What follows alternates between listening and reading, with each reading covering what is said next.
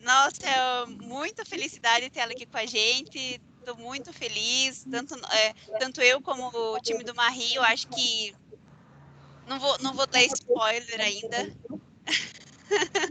sobre o que a gente vai falar. Vamos esperar um pouquinho. Aí às 3 horas a gente já começa. A Maria também está aí. Oi, Maria, tudo bem?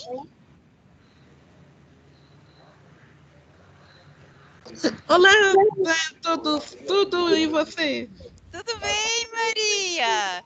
Ô, Tudo. Carol, eu trouxe a Maria. A Maria, ela trabalha na área do fiscal. E o projeto Marie, na verdade, começou com ela. Você Ela me que é. contou um pouco. Eu ouvi um pouco de Sim, falar de você, Maria. a Maria é a nossa musa inspiradora. Pessoal, eu peço para Alô? quem tiver com o microfone ligado e não estiver conversando aqui, aí peço Fala para mesmo? colocar no mudo, por favor. A Maria é a nossa musa inspiradora do Olha Marie. só, eu tô bem aqui no meio de uma reunião. Se você pudesse me ligar daqui a 30 minutos. Obrigada, pessoal.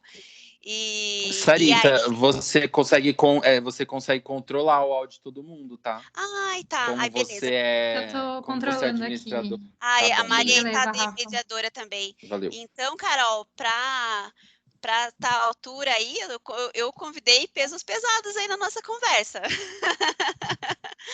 Vai estar, acho que já dá para a gente falar, vai estar a Maria, porque a Maria, ela veio do Congo, né?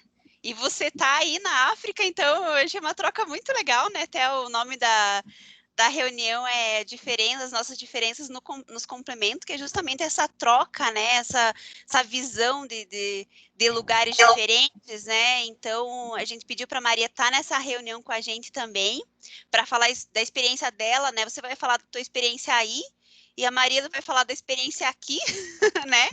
E também eu convidei a Mariana, que é da área do RH também, para nós estarmos ajudando aí no papo, mas a ideia, a roda de conversa, pessoal, é exatamente isso, é fazer uma coisa não muito rígida, mas assim, mais informal, mais leve, abrir o coração mesmo, que eu acho que o Marie tem muito disso, assim, de deixar a empresa mais humanizada, falar de valores, falar de propósito, falar de felicidade, falar do né, de evolução pessoal. Eu acho que a Carol vai falar, né, até pela história dela, assim, que é muito legal. E ela vai falar um pouquinho do que ela também está fazendo lá em Gana. E é isso, acho que dá para a gente começar já, agora 3 horas. Muito obrigada por todos vocês que estão na reunião e espero assim que seja muito aprendizado para todos nós nessa troca. Hoje, como eu falei, na nossa mesa virtual aqui vai estar eu sou controle da Boutique aí no Uvem, para quem não me conhece, né? E também é líder do projeto Marie. Vai estar a nossa super convidada, que é a Carol Usser. Eu vou deixar ela se apresentar. Não vou falar sobre ela ainda. Vai estar a nossa queridíssima Maria, que é da área do fiscal. E vai estar também a nossa querida Mariana, da área do RH. Então, vamos começar essa conversa aí. Carol, muito obrigada pela tua participação na nossa reunião, por ter aceitado o nosso convite. Estamos extremamente honrados com a tua presença. E, assim, para começar, eu queria que você falasse um pouquinho de quem você é. Quem é Carol? Pergunta simples para começar. Fácil. Já. Bom, boa tarde, pessoal. Não sei se todos estão em horário de boa tarde. Não, boa noite, bom dia. Olá para todo mundo. Queria, na verdade, começar agradecendo. Eu vou ter que começar agradecendo o Rafa, na real, o Rafael Nantes, que é meu amigo aí de longa data, de um percurso muito... minha jornada mesmo, acho. Eu digo que eu sigo aí numa jornada. Eu acho que ele acompanhou muitas da minha trajetória, por ele fazer essa ponte. pela abertura de vocês, pelo convite de vocês. Na verdade, para mim, é um espaço de aprendizagem também. Assim, eu venho aqui muito de coração aberto para fazer trocas, para a gente conversar.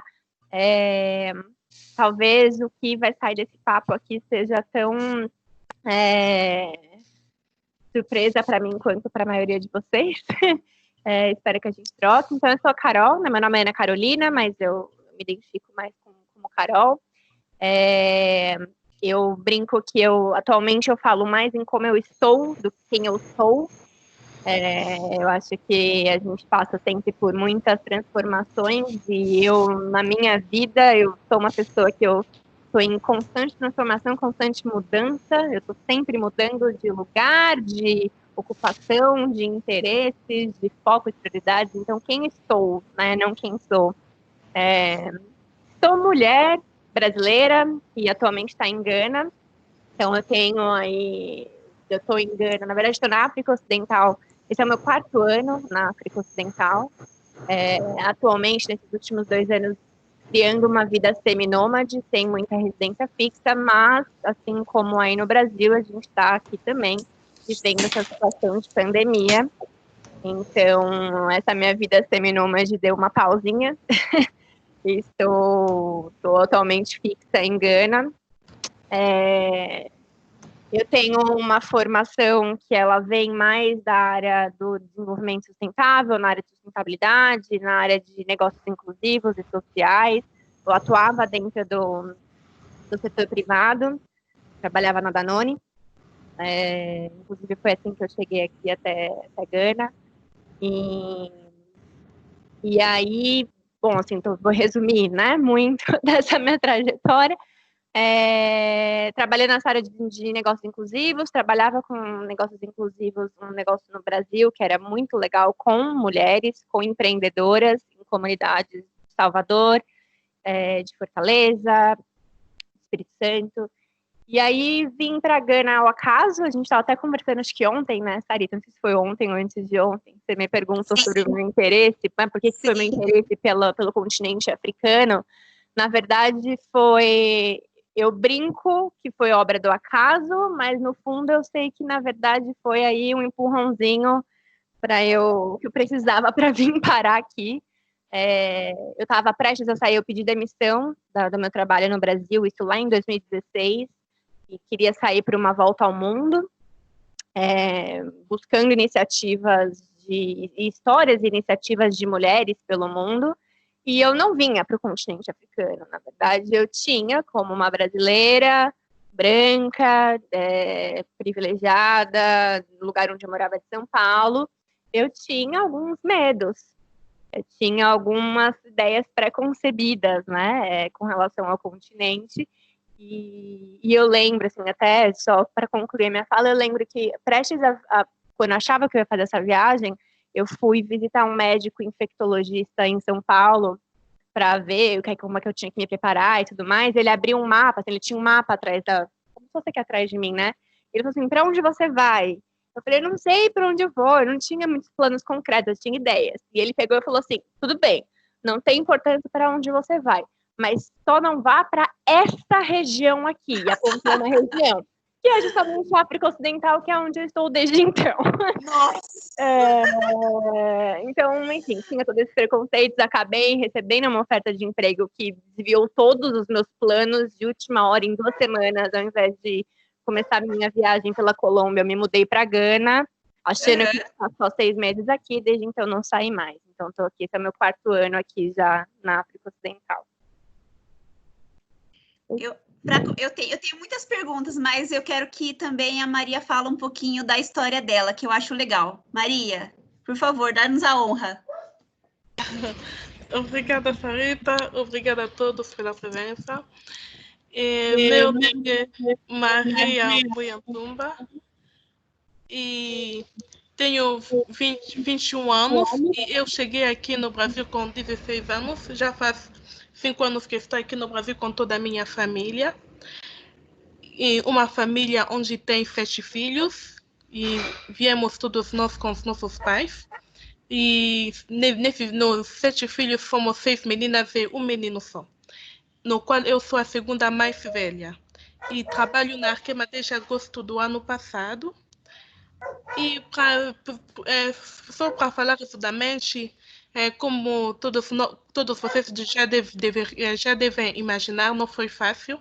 Não é fácil chegar num país onde você não conhece ninguém, onde não conhece a língua. Então, eu com toda a minha família vivenciamos muitos desafios e, graças a Deus, aqui chegamos até aqui e com a ajuda de várias pessoas. Tinha até pessoas que não nos conheciam, mas que Deus tocava sempre o coração para nos ajudar, que seja até a escola, quando a nossa escola pública, quando a gente começou a estudar, porque chegamos em abril e começamos a estudar já em agosto. Nosso pai sempre quis que nós estudamos.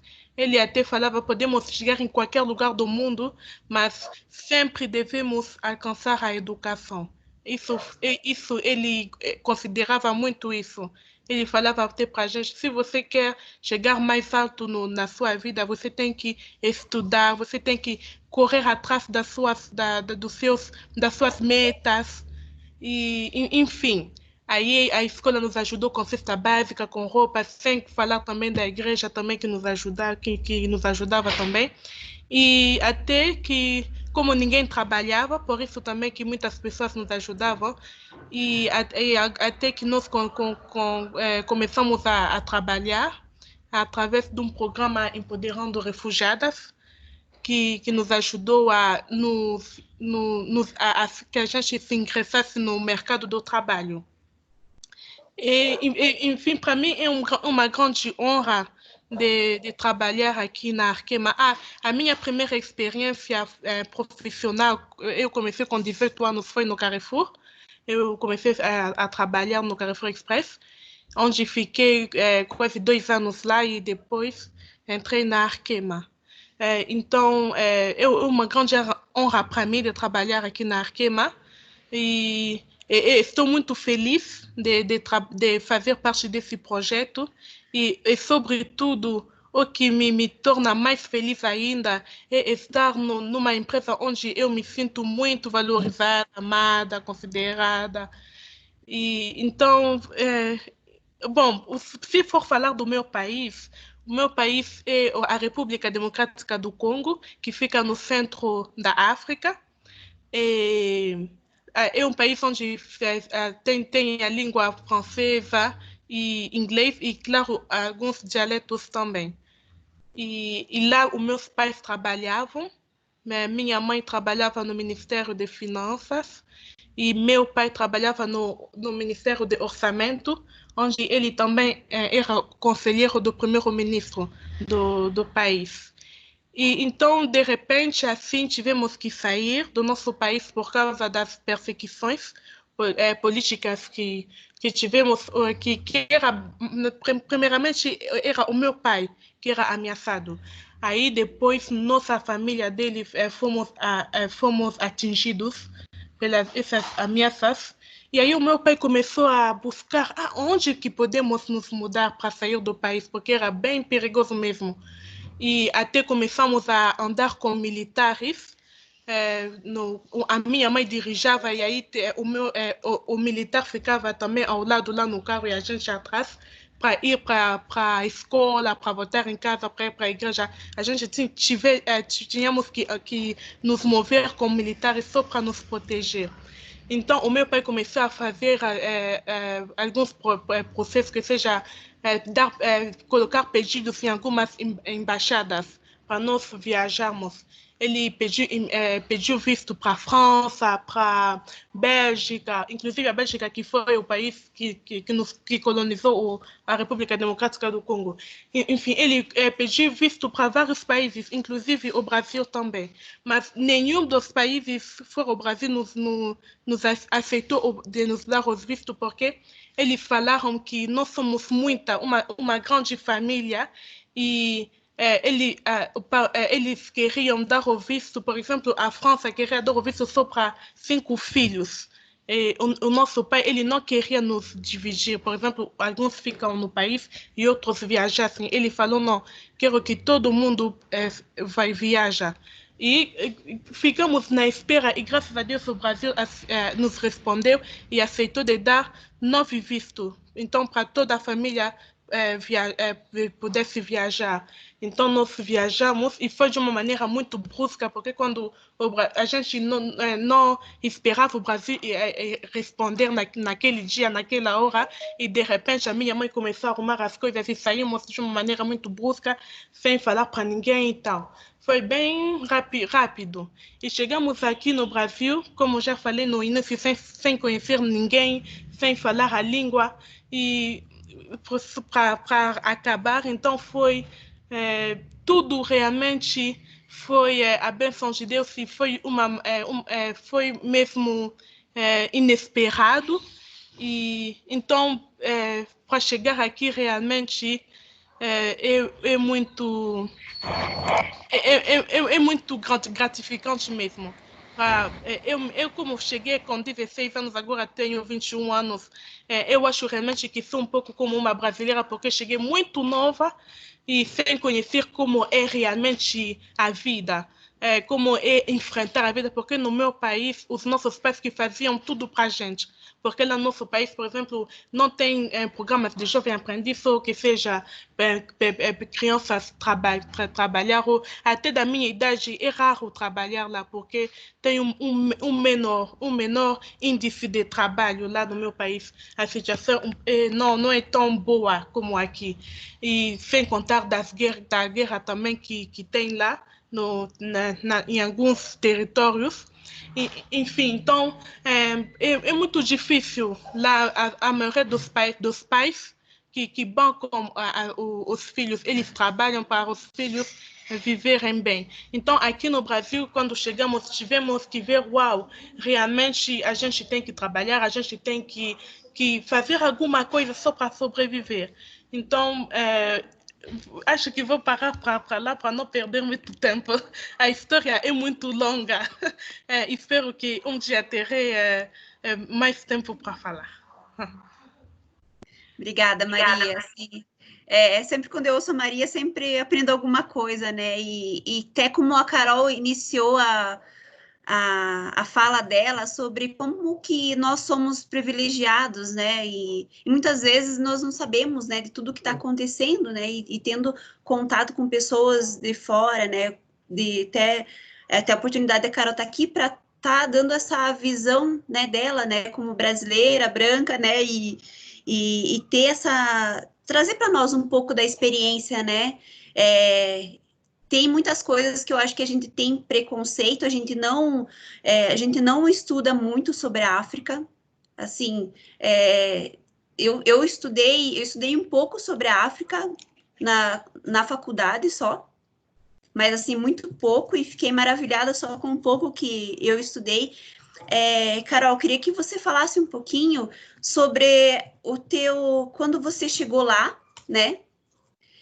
E quais foram as primeiras impressões? E como você está muito tempo lá, então você consegue ver o dia a dia, você consegue já ter uma visão de como que é a cultura, né? Já ter uma vivência, por exemplo, muito diferente do que uma pessoa que vai lá e fica só 15 dias numa viagem de férias, né? Um pouco diferente, né? Sim.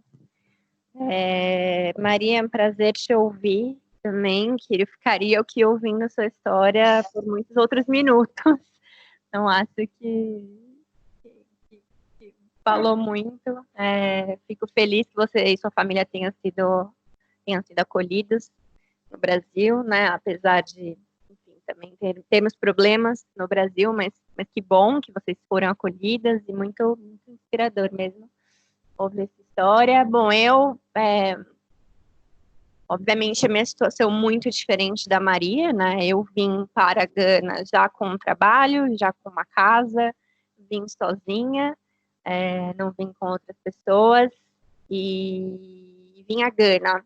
Então, Gana fica na África Ocidental. Então, para quem não conhece muito da geografia, é naquela partezinha que encostaria, assim, no nordeste do Brasil, né? Enquanto a gente juntasse a África com o continente africano com o Brasil, é naquela partezinha assim que é reta. E vim sem saber nada. Eu acho que realmente de todos os lugares, primeiro que a gente realmente não aprende, né? No Brasil a gente tem uma educação totalmente eurocentrada.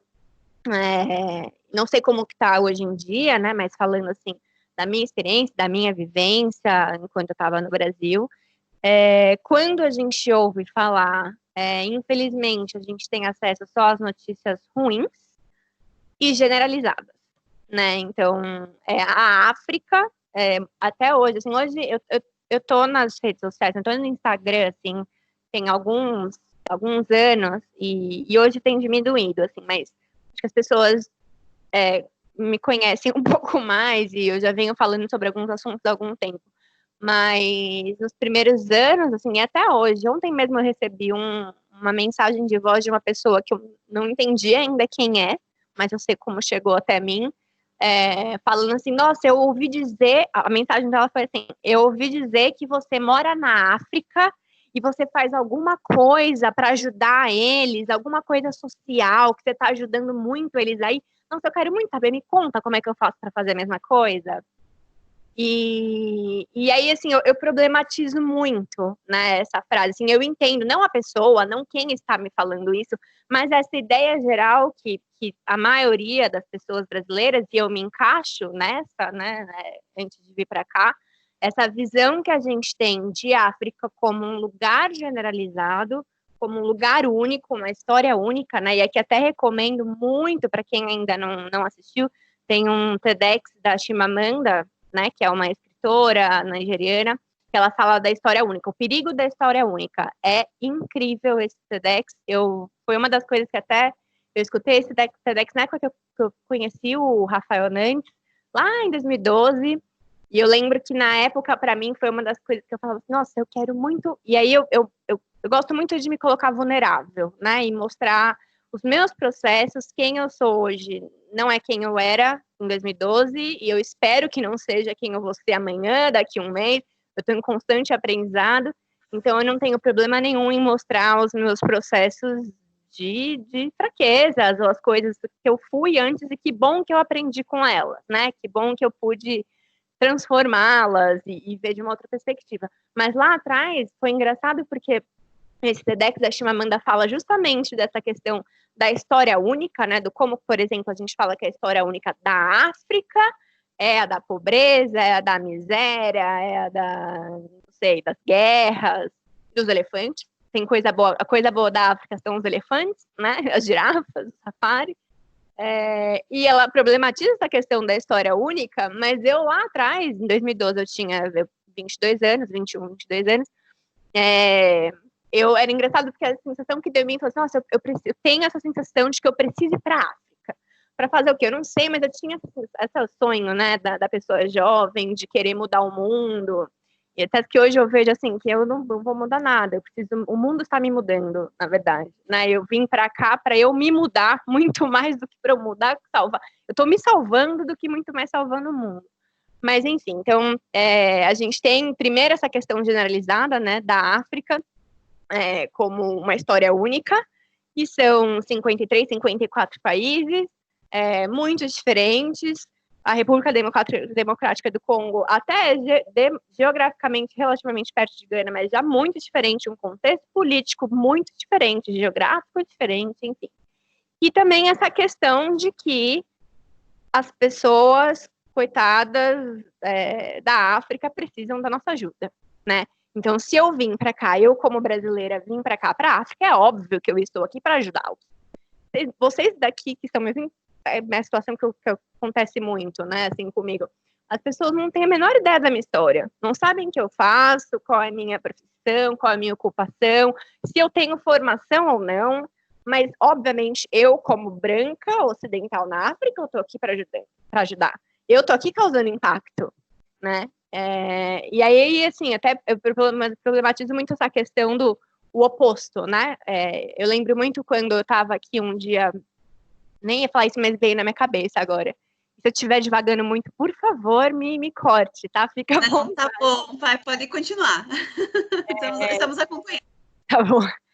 Eu tava um dia dentro de um Uber aqui em Accra, que é a capital de Gana, e aí o motorista tava falando comigo assim, nossa, é muito legal, né, que vocês, pessoas brancas aqui em Gana, vocês vêm pra cá, vocês são super abertos, vocês querem saber tudo da cultura, vocês interagem com a cultura, vocês fazem imersão cultural.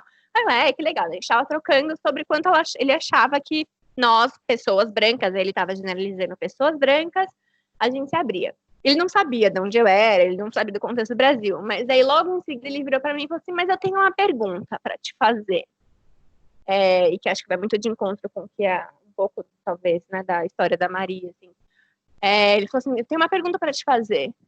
Por que os meus irmãos, quando eles saem daqui e vão lá para os países de vocês, eles não são tão bem recebidos quanto vocês gostam da gente aqui?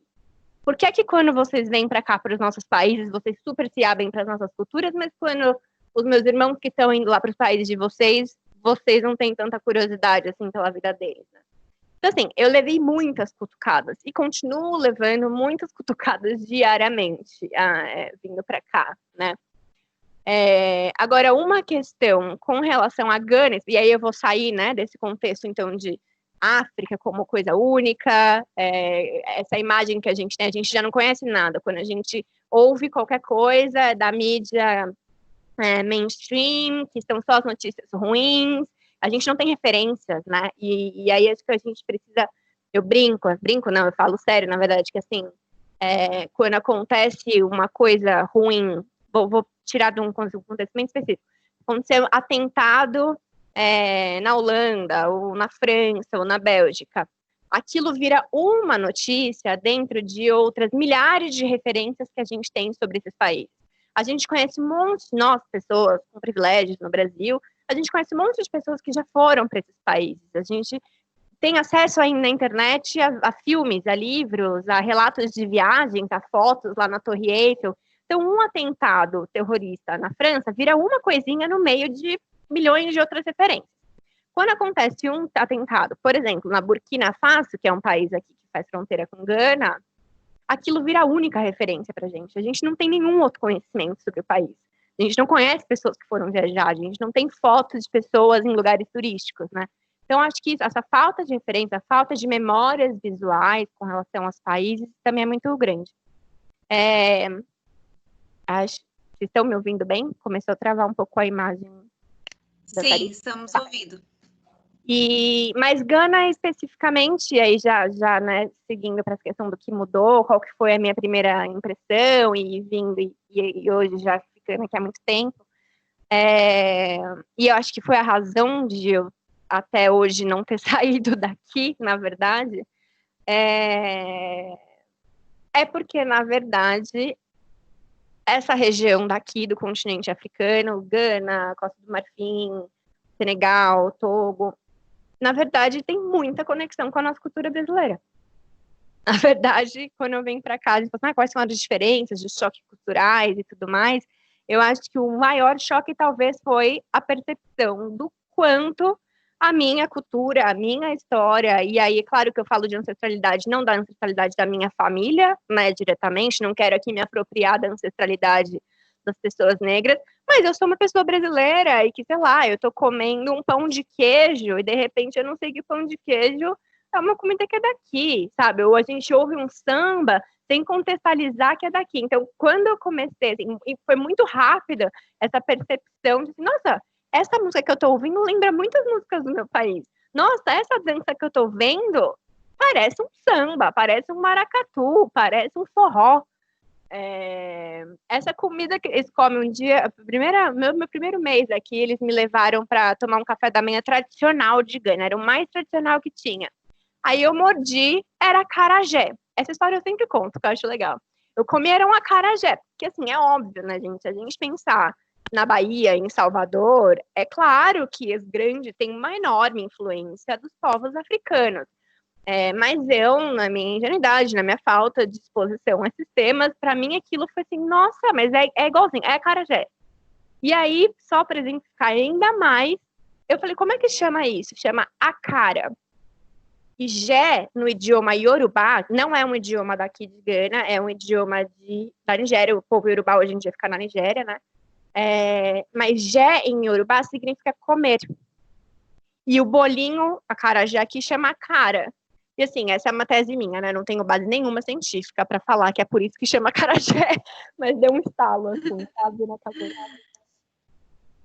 O Mari também está na conversa aí. Mari, você fala um pouquinho que a Mariana é muito ligada em ONGs e também junto no projeto. Eu queria que você falasse um pouquinho, né, sobre o que é para você trabalhar com, né, tem o projeto dos refugiados. O que é para você, assim, como pessoa, assim, o que te faz, o que te motiva a trabalhar com esses assuntos? Oi, Sarita. Então, Pessoal, não estava preparada. As conversas aqui não tem nada, não tá nada preparado, tá? Assim, Okay. É na espontaneidade para sair de uma forma natural, tá? Sim, não sei, na verdade, para mim é meio que natural. Eu não sei, eu sinto muita conexão com pessoas refugiadas. Eu sinto que, como ser humano, não importa de onde eu seja, eu tenho que ajudar. E eu faço o que eu puder, o que está na minha, assim, no meu alcance, né? Da maneira como eu puder ajudar. Eu recomendo que outras pessoas façam o mesmo, assim, não sei, existe muito preconceito mesmo, no geral eu vejo, né? Mas não tem que ter, assim, o que eu vejo são seres humanos que precisam de ajuda. Eu vejo que tem países que não têm uma abertura tão grande quanto o Brasil tem, né? Por um lado, é muito bom o nosso país poder receber pessoas dessa maneira. Tem outros países que simplesmente, pela pessoa ser de outro país, fecham a porta, tipo, não pode entrar, né? Tem uma questão no passado de um navio que chegou na Itália e as pessoas acabaram morrendo em alto mar por não poderem entrar no país, que é um absurdo, né? Assim, na minha concepção, não sei, eu entendo que são seres humanos, a gente tem que simplesmente aceitar, acolher e só, sabe? Assim, eu acho que o ser humano tem que ser mais humano, só isso. Não sei, eu busco fazer o que eu puder, né? Mas mesmo assim eu sei que não é o bastante, não é tudo. E se todos puderem fazer também o que estiver ao alcance, sabe? Para ajudar o próximo, para poder contribuir também, igual a Carol falou, eu não tô, nossa, eu tô ajudando, eu tô fazendo tudo, eu sou demais. Não. Eu faço o mínimo, que eu acho que é assim, o básico, não sei, que é simplesmente acolher, conversar. Tem pessoas que simplesmente precisam ser ouvidas, que precisam, sabe, assim, as pessoas precisam estar inseridas na sociedade. Então, quando a gente chega em um novo país, imagina, sabe, a gente está muito acostumado, a gente está no nosso ambiente, a gente está na nossa casa, tá tudo bem, e de repente a gente tem que sair. Sai com a mala, com a roupa do corpo, dessa maneira, só. Não seria legal para ninguém, não é? Porque a pessoa é da África, isso pode acontecer com ela. Não, isso pode acontecer com qualquer um. Como que nós nos sentiríamos em relação a isso? Então, acho que é muita questão de empatia mesmo, se colocar no lugar do outro, né? Eu acho que a gente deveria fazer isso diariamente com todo mundo e o planeta Terra seria melhor, eu acredito, sabe? Não sei. Carol, queria fazer uma pergunta para você, que assim, nós falamos tanto de empoderamento feminino, de questão de liberdade, e assim, no meu ver, e como mulher, né, eu vejo que uma das coisas que é tão difícil para nós é ter a liberdade de sair na rua, de sair em qualquer horário na rua, né?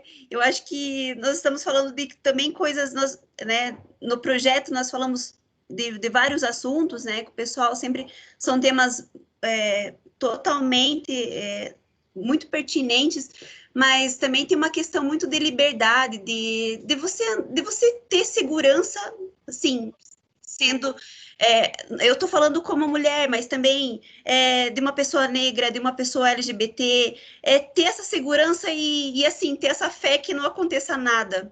Eu queria conversar com você sobre como é ser mulher, viajar sozinho num país num lugar que todo mundo fala para não ir. Como que é para você e como que é ter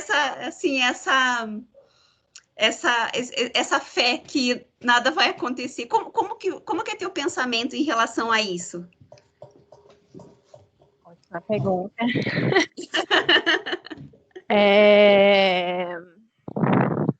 Nossa, sim, para mim foi um processo, né? Eu comecei com essa história de que vou viajar sozinha muito antes de acabar vindo viver pela África Ocidental, em Gana.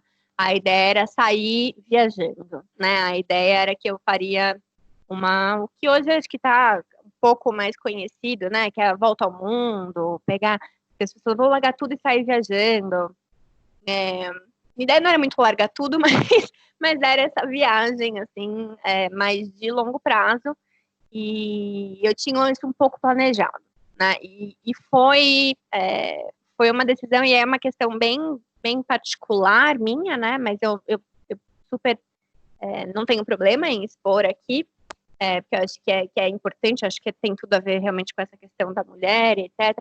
Que foi que quando eu tomei essa decisão de fazer a viagem, eu tinha feito uma viagem já sozinha pelo Peru e pela Bolívia, que foi uma viagem que me transformou muito. Fui de férias, passei 3 semanas lá, com tudo possível, quebrei o braço, fui de braço quebrado para trilha Inca, enfim, aquilo para mim acho que me mostrou muito realmente assim essa força, né, que eu poderia ter. E voltei com essa decisão de que eu faria viagem. E eu me lembro muito de um dia do dia que eu contei para minha mãe que eu ia fazer essa viagem, que eu estava saindo, que era a princípio 1 ano, 1 ano e meio, a ideia era fazer essa viagem por 1 ano, 1 ano e meio e voltar para o Brasil. A viagem não aconteceu e eu não voltei para o Brasil. Mas eu lembro muito do dia em que eu contei para ela que a principal pergunta dela, assim, a inquietação maior da minha mãe era: mas e você, mulher sozinha? Né? Como é que é seguro? Mas a minha preocupação é você, como mulher, viajando pelo mundo sozinha. E aí a minha resposta para ela naquele momento, num impulso, assim, mas que depois eu desenvolvo, foi que infelizmente coisas poderiam acontecer para as mulheres dentro do lugar onde era o mais seguro possível, que é dentro da sua própria casa, dentro do seu quarto. Né? Violência doméstica, que é o que a gente está vendo agora na pandemia, né? Sim, que com certeza está sendo uma questão muito difícil, né, durante a pandemia. E aí, quando eu falo que é uma questão pessoal, eu vivi um relacionamento abusivo por 4 anos, com violência sexual, inclusive, que para mim foi um processo muito difícil. A questão da viagem veio até muito desse momento, veio de quando eu tive forças para sair desse relacionamento, e eu comecei a entender, eu não sabia, quando eu terminei esse relacionamento, eu não sabia que era um relacionamento abusivo, eu não tinha noção da extensão de tudo que eu tinha vivido, tudo que eu tinha me submetido. Eu já me achava na época como uma mulher, e aí o Rafa, né, que tá aqui, que foi a ponte, ele é testemunha disso. Eu já me considerava na época como uma mulher muito independente, muito autônoma, porque eu saí de casa para fazer faculdade sozinha, sempre quis buscar meus sonhos, eu sempre fui taxada, as pessoas me olhavam como uma referência de mulher independente e autônoma. E aí, me perceber em um relacionamento abusivo por 4 anos, que envolveu inclusive violência sexual, e aí eu vou colocar os nomes certos, que envolveu estupro, foi muito difícil. Porque foi, pra mim, quebrou aquela questão, cadê? Quem era a mulher independente, autônoma? Eu sou uma farsa, e como é que eu me submeti a isso? E aí vem todo um processo de culpa, né? Acho que nós mulheres, a gente passa muito por essa questão da culpa. A gente se culpa muito por tudo. Sim. Enfim, então a viagem veio muito desse meu querer me reconectar a mim mesma, querer me reencontrar. Eu queria buscar iniciativas e ouvir histórias de outras mulheres para eu me entender como mulher. Então, tudo na viagem, na verdade, rodava em torno dessa questão do feminino. E eu acho que por eu estar saindo desse relacionamento, eu estava num momento em que o medo não estava presente na minha cabeça, sabe? Assim, eu já tinha passado por umas questões que falavam. E aí foi que eu respondi pra minha mãe. Eu falei assim, eu vivi coisas dentro do meu quarto que era para ser o lugar mais seguro da minha vida inteira. E eu não vou ficar presa dentro do meu quarto de novo. Eu vou sair por aí, porque eu tô sujeita a isso, né? E isso foi há 4 anos atrás. Acabei vindo para cá e é uma questão que é sempre levantada, né? Eu acho que é sempre assim, quando vem uma mulher viajando sozinha, indo para lugares desconhecidos ainda por cima, porque aqui é a África Ocidental, as pessoas não têm referências, ninguém sabe nada, né? Assim, sobre como que é, o que é que tem aqui. É um questionamento que é o mais frequente, eu acho que tem. Mas eu digo, eu vou reforçar isso. Eu acredito, apesar, né, de todas as questões que a gente vive no mundo e que, enfim, também eu sou uma pessoa, eu acredito muito nos seres humanos, assim, apesar de tudo, com otimismo. E aí, por experiência, pela minha época viajando, eu acabei viajando por aqui, então eu passei por 10 países na África Ocidental, viajando com a minha mochila, acampando. A minha forma de viajar, ela em determinado momento se tornou, eu chegava na cidade, ia lá para a autoridade local, aqui muito na área rural, existem líderes comunitários rurais, né, que são como se fossem monarcas, eles chamam de chiefs aqui, são como se fossem reis, monarcas, e aí normalmente eu chego na cidade, vou lá no palácio, falo com o rei, oi, tudo bem, prazer, me apresento, falo quem eu sou, peço para ficar em algum lugar, e fico. E eu, nesse tempo, nesses 2 últimos anos, principalmente, que eu tô nessa vida mais seminômade, eu realmente aprendi a confiar muito mais nas pessoas do que desconfiar, a dizer muito mais sim do que não. E a bondade tá aí, sabe? Assim, pegar carona, ficar na casa das pessoas desconhecidas. Ao mesmo tempo, existe sim um alerta, né? Existe aí um sexto sentido, um negocinho que é qualquer sinalzinho de perigo, eu me afasto. Sim. Mari, a gente tem alguma pergunta do pessoal? Acho que por enquanto não. Tem alguns comentários, né? Sim. Se vocês quiserem mandar perguntas, que a gente coloca um espacinho também na nossa conversa para vocês interagirem também com a gente. Maria, agora vai com você. Quando você chegou no Brasil, qual foi a tua impressão? Muito diferente da África? Qual que foi, assim, se fosse pensar em 3 coisas que fizeram com que você tivesse um choque cultural, quais são essas 3 coisas que você poderia falar para nós? Não sei se ela está por aí. Sim, Rita. Tá. Obrigada. Bom, o que me impressionou muito do Brasil, primeiramente, foi a estrutura de tudo, que seja o metrô, a cultura brasileira, a maneira como, a alegria também das pessoas daqui, e também a gentileza, o carinho. Por exemplo, como eu já tinha mencionado, a pessoa sem te conhecer, mas já quer te ajudar. Então, isso impressionou não só a mim, mas também meus irmãos e meus pais. Então, e também as escolas daqui, as faculdades, e vamos dizer que tudo em geral, como é um país americano, então o que me impressionou mesmo é a questão da estrutura, o que eu já citei, em resumo, em geral. Sim. Carol, eu lembro ontem que nós conversamos, né? E você, na verdade, ontem não, já desde quando nós começamos a nossa conversa, né? Pelo WhatsApp principalmente, né?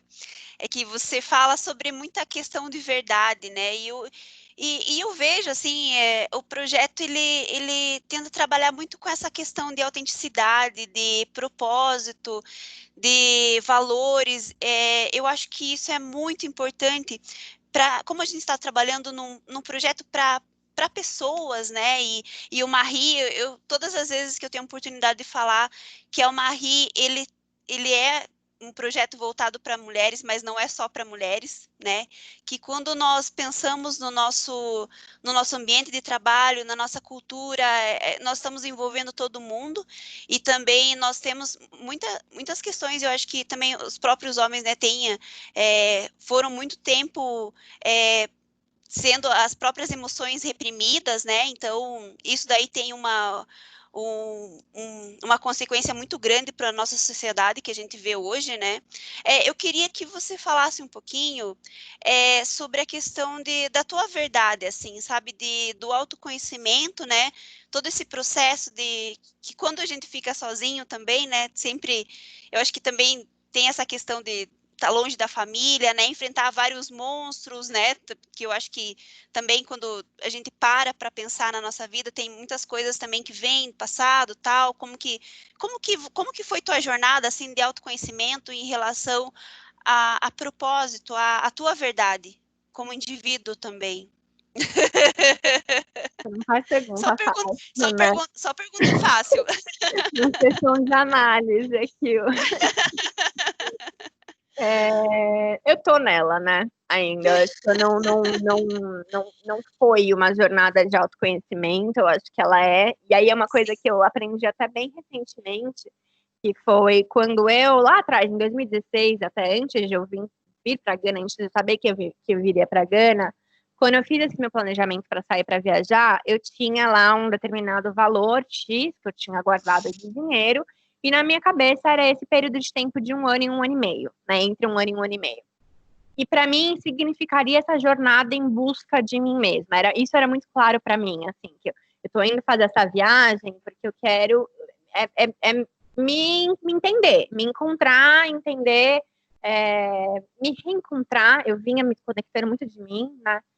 E aí, enfim, acabei vindo para Gana e eu saí de novo, assim, todo o meu período aqui no mundo corporativo em Gana, que eu fiquei quase 2 anos trabalhando no mundo corporativo, já foi muito intenso, e como você falou, eu acho que quando a gente tem uma coisa que eu aprendi, assim, uns 3 anos atrás, que eu acho que, às vezes, as pessoas acham que principalmente as pessoas mais jovens, né, acham que a solução para se encontrar é sair para viajar, e eu não quero ser mal entendida aqui, de achar que é isso que eu tô falando, que a jornada de autoconhecimento é largar tudo e viajar. Não.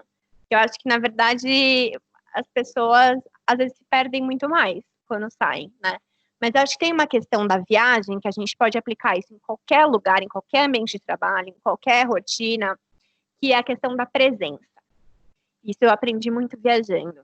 Que eu acho que a gente se torna mais feliz e a gente se conhece muito mais quando a gente aprende a estar mais presente. E o que eu quero dizer com estar presente, né? É viver o agora, realmente.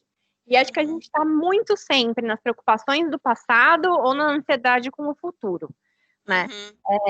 E aí tem aqueles jargões de que a gente fala assim, a única coisa que você consegue controlar é o agora, né? O passado já foi, o futuro ainda não chegou. Mas que é muito verdade mesmo, assim. E aí, na minha trajetória, quando eu olho, assim, tudo que aconteceu nos últimos 4 anos, eu só cheguei onde eu cheguei aqui, eu só tô fazendo o que eu cheguei aqui porque tudo que eu planejei deu errado. Pra ser muito sincera. Porque eu não segui nenhum dos meus planos que eu fiz. Todos os planos que eu fiz, assim, chegava um outro convite em determinado momento e eu fui falando sim.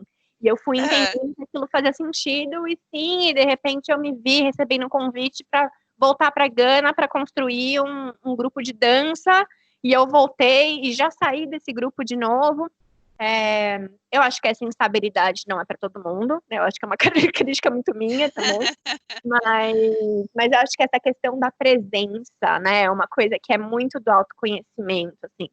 E aí o que eu ia falar, que eu comecei falando, né, que eu acho que a jornada não acabou, que eu muito recentemente, algumas semanas atrás, eu me dei conta de que, de novo, eu estava num processo de me culpar e me responsabilizar por ainda não ter todas as respostas, por não saber qual é a minha missão, por não saber o que é que eu vou fazer com o que eu aprendi. E aí eu entendi que eu estava me culpando, porque desde o momento em que minha vida mudou mais drasticamente, que foi quando eu saí, eu comecei a desenvolver essa vida seminômade, eu estou para completar 2 anos. Então, aquele prazo que eu tinha me dado na minha cabeça para me encontrar, entre aspas, mas tá acabando, eu tô chegando na minha deadline, né? O meu prazo tá ficando curto. E eu falei assim, mas calma, mas minha jornada de autoconhecimento não pode ter um prazo de vencimento, né? Tá chegando esses 2 anos, mas tudo bem, eu tô tirando minhas camadas de cebola. Eu brinco isso, eu vou tirando camadas de cebola. Cada camada Sim. que eu tiro, eu acho uma coisa nova, mas ainda tem outras camadas, né? Então, para mim é isso, assim, essa questão da presença. Quando eu falo de verdade, né, eu falo muito disso. Sim. Eu também vou colocar uma questão aqui, que é um questionamento para mim mesma, mas que eu acho que sim, que ajudou o fato de eu estar numa cultura diferente, onde eu podia me libertar de máscaras que eu me coloquei, né, crescendo no Brasil. Então, eu tive a experiência de retornar ao Brasil ano passado por um período meio longo, assim, não foi tão longo, mas foi um mês, que para mim foi muito difícil, assim, de novo, calma, mas eu sou uma nova pessoa, preciso me colocar, né? Mas acho que é isso, no geral, assim. E agora eu vou perguntar um assunto que você gosta muito, sobre a dança. O que é a dança para você? Achei que ia ser assim, como são as danças de Gana, seria mais fácil do que o que é a dança para mim. E aí você faz uma diferença de que o processo de dança, né? Eu não danço, né, tal, mas eu acho que tem muito essa questão de você tá disponível, né? Você é disponível para si mesmo e também, né, para o outro, né? Para vocês, né, para conduzir a dança. E também, se você puder falar um pouquinho a diferença, assim, da dança aqui, o que você fazia aqui no Brasil e na África, qual que é a questão sabe, não sei. Aí você fala. Nossa, eu precisaria de, sei lá, uma hora inteira para te responder essa pergunta. Mas vou tentar resumir aqui, tentar ser mais sucinta. A dança, para mim, você falou de uma forma muito bonita, que é, assim, para contextualizar, né, um pouco para as pessoas. Eu danço desde sempre, mas atualmente eu estou muito focada na salsa, que é uma dança a 2, né, uma dança de relação, e tenho estudado as danças da África Ocidental também. E aí, para mim é isso. Para mim a dança são 2 coisas. Que para mim a dança é uma forma de expressão e é uma forma de comunicação e diálogo, né? E quando você fala isso, assim, para mim é isso que a dança promove. E quanto mais eu me entrego para a dança e o que eu venho buscando hoje em dia, como é que é justamente esse paralelo, né? Entre os nossos diálogos na vida, no nosso trabalho, no nosso dia a dia, com os nossos parceiros de vida, com a nossa família, e o diálogo na dança 2. E sobre diferenças, assim, até antes de entrar nessa questão do diálogo, eu acho que tem muito mais similaridades do que diferenças nas danças do Brasil e daqui. Inclusive as danças, até assim, só uma curiosidade, mas as danças a 2, as danças de casal brasileiras, então, da América Latina no geral, a salsa, o forró, o samba, o zouk, o tango, inclusive, é um casamento. Normalmente eu explico assim, né, que ele é um casamento entre a forma de dançar europeia, que é essa forma do abraço, né, o abraço da dança 2 é uma forma que vem lá da valsa, da polca, enfim, são as danças europeias, com a ginga, o gingado, o ritmo, os tambores, o quadril dos países africanos, das culturas, países não, né, das etnias africanas. Então, eles têm uma questão aqui eu acho que, e aí é uma grande diferença, eu sinto que a questão do gênero no Brasil, ela ainda é gênero e sexualidade, ela é muito mais estigmatizada e existe muito mais violência do que aqui, né? Então, essa questão de o homem rebolar, né? E quando você fala assim que a questão do gênero não é só para mulher, o patriarcado, a questão do gênero é para os homens também, né? O homem tem um jeito específico que ele pode dançar. Ele, por exemplo, na dança 2, tradicionalmente, ele tem que estar conduzindo o tempo inteiro, ele tem que estar ativo. Não pode sentir, não pode chorar, não pode dançar, né? Não pode dançar rebolando. E se for dançar, tem que dançar com força. Eu tenho um amigo que ele dança comigo, brasileiro, E ele falou assim, eu tô cansado de conduzir na dança, porque eu tenho que o tempo inteiro estar propondo, o tempo inteiro, cansa você conduzir a dança inteira, você tem que estar pensando no próximo passo o tempo inteiro e eu não aproveito a dança, né? Mas são os papéis impostos.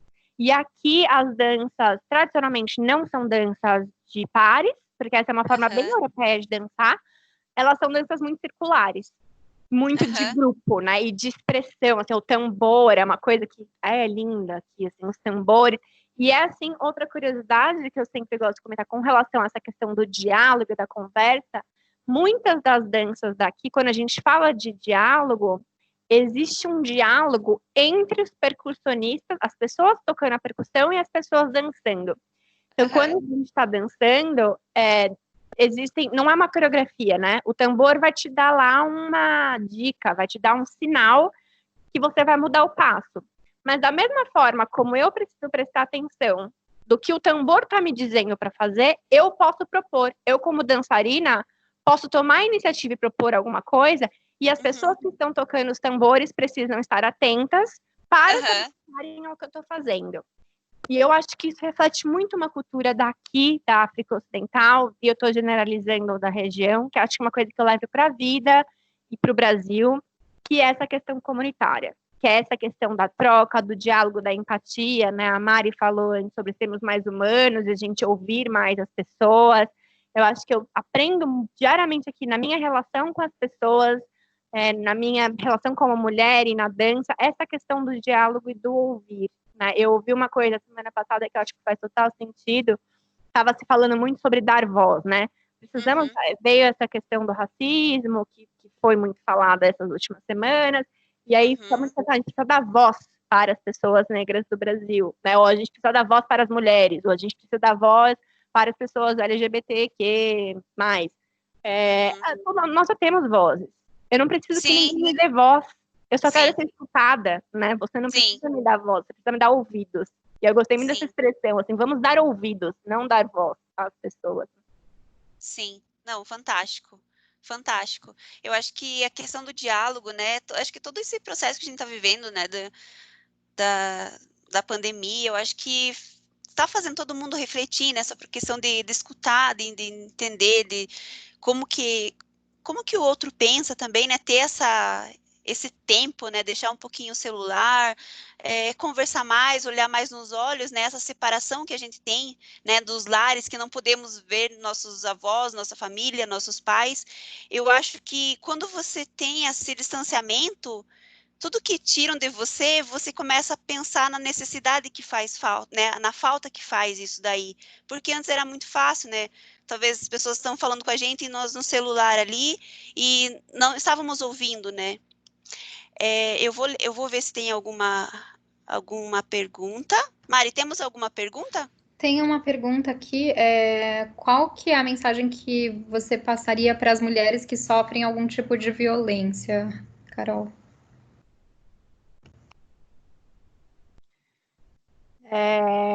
Acho que a primeira de tudo não é sua culpa, não se culpe por isso. E acho que buscar ajuda é muito importante. São essas duas as primeiras coisas. Assim, mas eu acho que essa questão da culpa seria a primeira mensagem que eu passaria, de que não é sua culpa, você foi violentada, você é uma vítima, e buscar ajuda. Porque é muito difícil lidar com essas questões sozinhas. Sim. Pessoal, infelizmente, nosso papo está acabando. Carol, muitíssimo obrigada, muito obrigada mesmo por essa horinha. Foi muito engrandecedor para nós, muito obrigado mesmo. Uma honra ter você aqui. Obrigada pela Maria, está aí também, a Mari. Muito obrigada por cada um de vocês. O Wagner também, estou vendo ele. Obrigada, Wagner. Muito obrigada por também estar com a gente. Obrigada, pessoal, por só a presença de vocês estando aqui. Nós vemos que a importância do tema, né? Então, que bom que estamos todos conectados para falar de assuntos muitas vezes difíceis, mas são muito importantes para falarmos e colocar e discutir da melhor forma possível. Muito obrigada a todos e nos vemos no próximo mês com Mulheres em Inovação. Carol, se quiser falar mais alguma coisinha, fala dos teus contatos, puder falar do Instagram, onde que podem contactar você. Falo, tá.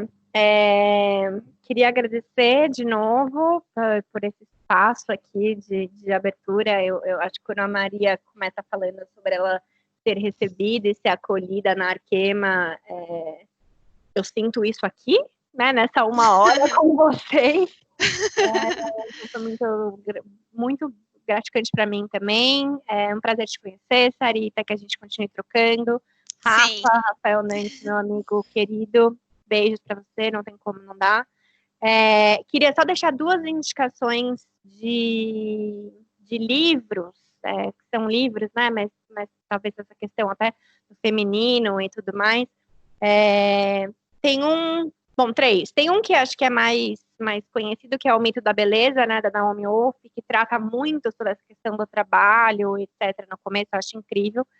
Mas existem 2 livros de nigerianas que eu acho que são incríveis, estão traduzidos para o português, e trata dessa questão de gênero e muito da cultura, então é muito legal. São romances, mas é muito legal para ver. Um chama As Alegrias da Maternidade, da Buchi Emecheta. Eu vou colocar no site não, no chat, porque é meio difícil o Buchi Emecheta. As Alegrias da Maternidade, o nome do livro. E o outro chama Fique Comigo. O nome da autora é Ayobami Adebayo. O nome do livro chama Fique Comigo. Meu Instagram, o Rafa acho que colocou ali, é carol.ussier. E caso alguém queira entrar em contato mais diretamente comigo, pode ser por e-mail também, que é igual, carol.ussier@gmail.com. Beleza, então. Obrigada, Carol, mais uma vez. Obrigada a todos e até a próxima vez. Obrigada, pessoal. Obrigada, Carol. Obrigada, tchau. Obrigada. Obrigado, gente. Muito Tchau, obrigado. Tchau. Tchau, tchau.